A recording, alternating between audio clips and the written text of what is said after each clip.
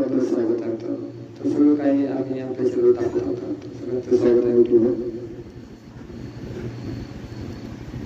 तर हमेशाच आपण प्रयत्न करतात. तर काल्पनिक कथा आहे, कोणत्याही गोष्टी काही समज नाही तर पूर्ण पहा आणि आम्हाला व्हिडिओ कसा वाटतो सांगा. काल्पनिक कथा आहे, आम्ही तुमच्या मदतीसाठी व्हिडिओ बनवतो फक्त हरकत.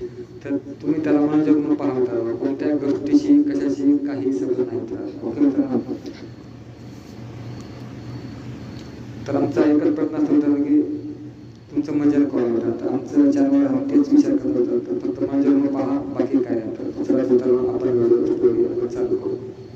तर ही हॉरर स्टोरी आहे, हॉरर जंगल. तर हॉरर जंगल ही अशी कथा आहे तुम्हाला खूप छान वाटत. हेलो दोस्तों, आज मैं आपको जो कहानी सुनाने जा रहा हूँ उसे सुनने के बाद शायद आप कभी रात में रेलवे स्टेशन पर अकेले खड़े होने की हिम्मत नहीं करेंगे दोस्तों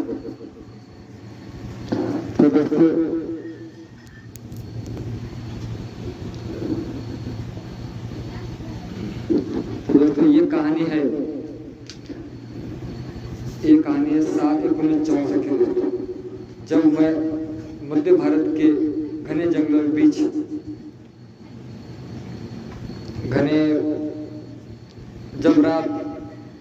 जब मध्य भारत के घने जंगलों में के बीच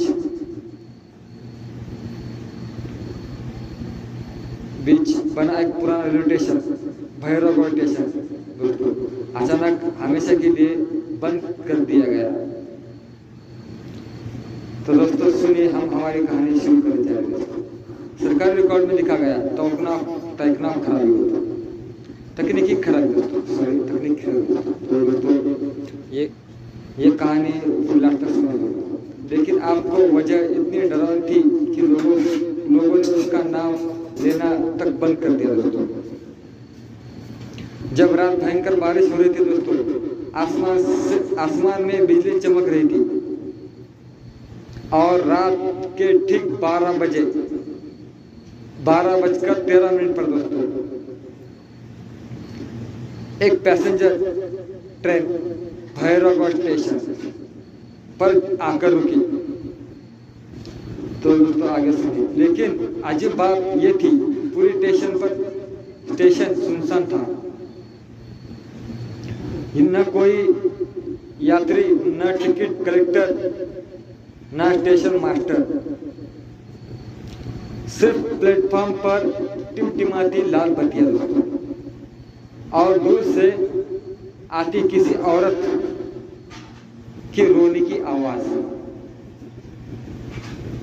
ट्रेन में सफर कर रहा एक आदमी शिवनाथ अपने गांव जाने के लिए स्टेशन पर उतर गया दोस्तों।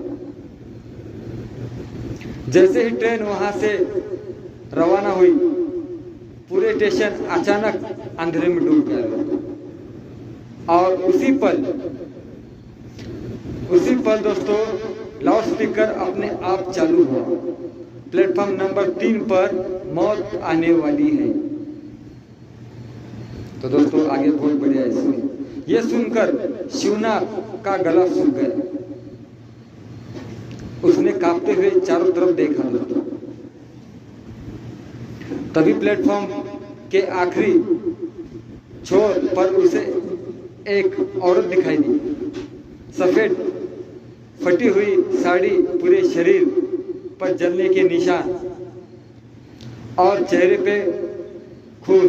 लेकिन सबसे डरावनी बात, उसके पैर उल्टे थे और धीरे धीरे शिवनाथ की तरफ बढ़ने लगी।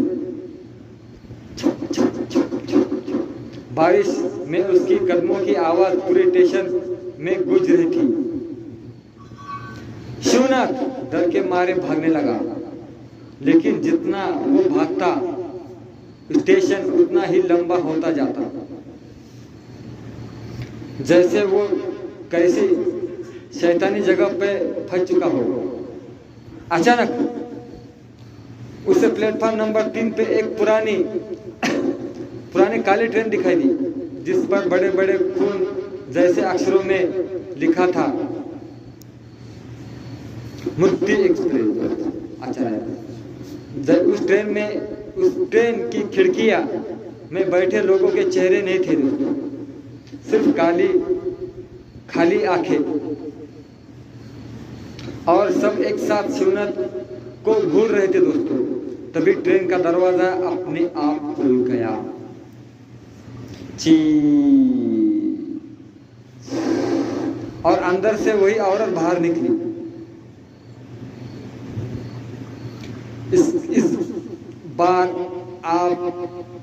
इस बार उसका चेहरा पूरी तरह जल चुका हुआ था। उसे डरावनी आवाज में कहा, तुम भी यही मरोगे। इसने इतना सुनते ही शिवनाथ चीख पड़ा। लेकिन तभी पूरे स्टेशन पर बच्चों की रोने की आवाज गूंजने लगी और प्लेटफॉर्म पर अचानक सैकड़ों परछाइयां दिखाई देने लगी। कोई बिना सिर का था, किसी के हाथ नहीं थे, किसी का आधा शरीर कटा हुआ था। सभी धीरे धीरे शिवनाथ की तरफ बढ़ रहे थे। शिवनाथ डर के मारे पटरी पर कूद गया। शिवनाथ डर के मारे पटरी पर कूद गया, लेकिन तभी पीछे से किसी ने उसका हाथ पैर पकड़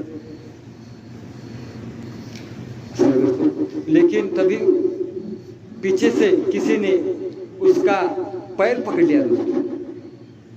उसने नीचे देखा, एक कटा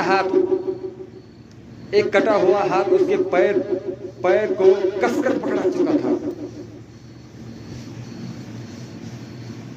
और उसी पल सामने तेज रफ्तार में मृत्यु एक्सप्रेस उसकी तरफ आने लगी। पूरे स्टेशन में सिर्फ चीख गूंज रही थी, बचा लो बचा लो बचा लो। फिर अचानक सब कुछ शांत हो गया। अगली सुबह रेल कर्मचारी को शिवनाथ प्लेटफॉर्म नंबर 3 पर बेहोश मिला, लेकिन उसके बाल पूरी तरह सफेद हो चुके थे और उसकी आंख दर्द से फटी हुई थी। होश में आने के बाद वो सिर्फ एक ही बात बार बार बोल रहा था, वो ट्रेन आज भी आती है। और रात 12:13 पर उसी घटना के 3 दिन बाद भैरवगढ़ रेलवे स्टेशन हमेशा के लिए बंद कर दिया गया। लेकिन आसपास के गांवों के लोग आज भी कहते हैं, बरसात की काली रात में वो वहां से ट्रेन की सीटी और औरत की चीख सुनाई देती है। और जो भी उस स्टेशन पर रात में जाता है वो कभी वापस नहीं लौटता। तो दोस्तों, आज की कहानी इतनी थी दोस्तों। बाय बाय दोस्तों। सब्सक्राइब करें, लाइक करें, कमेंट करें दोस्तों। इस तरह से हमारी कहानी आपके पास आती रहेगी दोस्तों। एक से एक हमारे चैनल पे कहानियां मिलती है, तो हमारे चैनल पे सब्सक्राइब कर दीजिए और अलग अलग कहानियां हमारे चैनल पे आपको मिल जाएगी।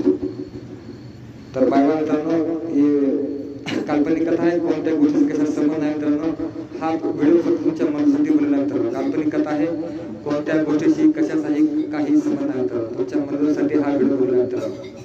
कोणत्या गोष्टीशी कशाची काही संबंध नाही मित्रांनो, फक्त मनोरंजनाच्या स्वरूपात हा व्हिडिओ पहा। चला मित्रांनो, जय हिंद मित्रांनो। काल्पनिक कथा आहे, कोणत्या गोष्टी काही संबंध नाही मित्रांनो। बाय बाय मित्रांनो, हा व्हिडिओ इथे समाप्त करतो। Bye bye. सबस्क्राइब करा, लाईक करा, कमेंट करा। Bye bye.